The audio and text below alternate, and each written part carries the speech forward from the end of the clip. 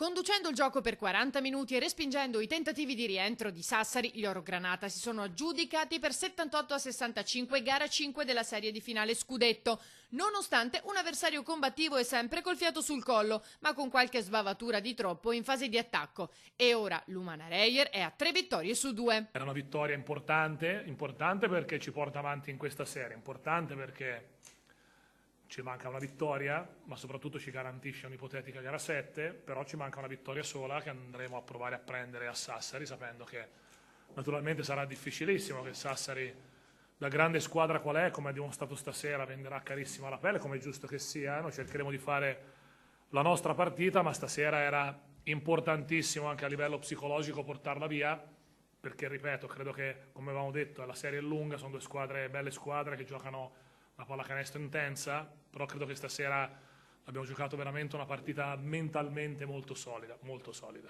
In un palasport a Liercio carico di tifosi, ma anche di caldo, aspetto che ha fatto scatenare l'ira di coach Pozzecco, non nuovo a sfoghi sul Generis. Giochiamo in un catino, bello.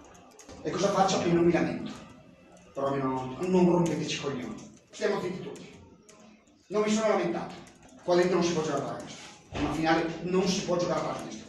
Sapete perché tiriamo più tiri liberi? Perché sono 4 mesi che andiamo sempre in aria. 4 mesi. 4 mesi che andiamo sempre in aria. Heinz ha tirato 14 tiri a 3 punti, noi tutti insieme 17. Allora, lasciatemi in pace. Lasciatemi in pace. E vi dico, l'unica cosa che mi dispiace, non me ne frega un cazzo di vincere o perdere lo scudetto, non me ne frega niente. Mi dispiace di fare sta 64 una sconfitta, perché non voglio che ci sia uno di voi che si permette di scrivere che io sono incazzato per la partita. Non mi ha fregato, voglio che dica. L'unica cosa che adesso andare in spogliatoio da Stefano Gentile che è disteso con una coscia così, devo farlo io. Ditemi voi cosa devo fare.